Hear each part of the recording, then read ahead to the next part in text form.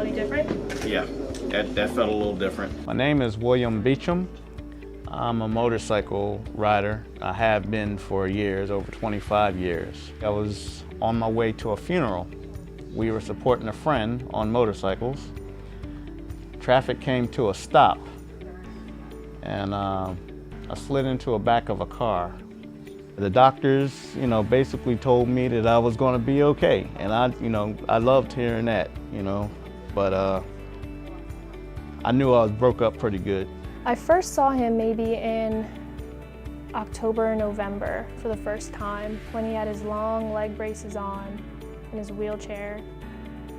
Very intimidating. I didn't know what to expect when I stood him up, and I don't think he really knew what he was going to expect either, because he hadn't been up for so long.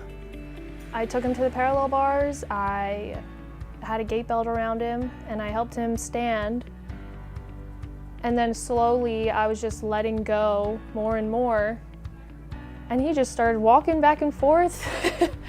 And I was just like all smiles. When I saw Jackie, she was the first person that got me up, and you could tell.